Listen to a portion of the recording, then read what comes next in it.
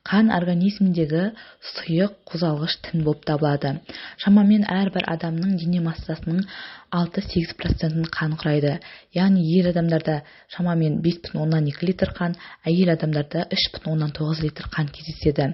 Ал жаңа туылған сәбилерде небәрі 200-350 мл қан кездеседі.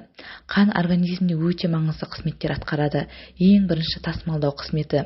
Яғни қан өкпе арқылы келген оттегіні бүкіл организмге таратып, бүкіл организмді мүшелерді оттегімен қанықтырып, организмде көмірқышқыл газын өкпе арқылы сыртқа шығарады.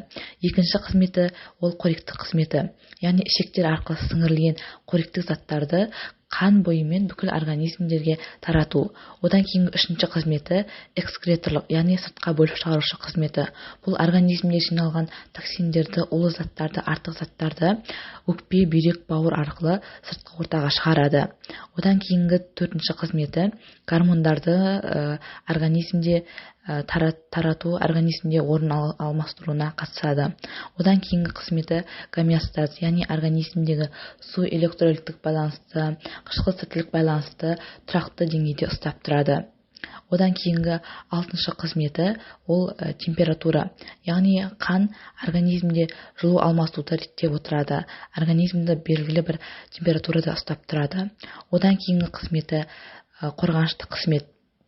Бұл өз кезегінде иммундық жүйенің қызметімен байланысты. Одан кейін қан организмде бүкіл мүшелерді бір-бірімен байланыстырып тұрады.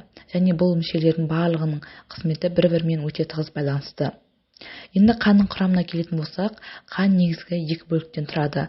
Ол 60% сұйық сары түсті плазмадан тұрады, және 40% қанның формалық элементтерінен тұрады.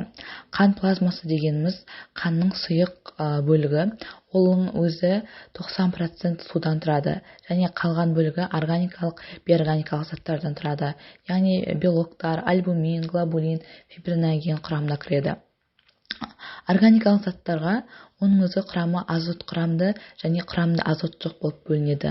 Құрамды азоты бар органикалық заттарға белок, амин қышқылдары, мотивина, креатинин, аммиак кездеседі. Ал құрамды азоты жоқ органикалық заттарға глюкоза, май қышқылдары, триглицеридтер, фосфолипидтер, холестерин, пируват, лактат кездеседі. Ал бейорганикалық заттар дегеніміз бұл 2-3%-ті құрайды.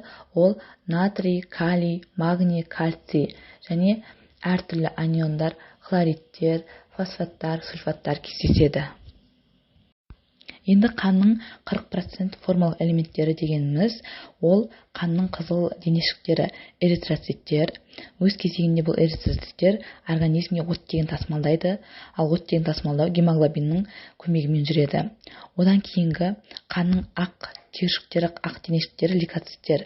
Бұл лейкоциттер организмде қорғаныштық қызмет атқарады. Одан кейінгі үшінші қанның қызыл табақшалары ол тромбоциттер. Тромбоциттер организмде қан ұюға көмектеседі.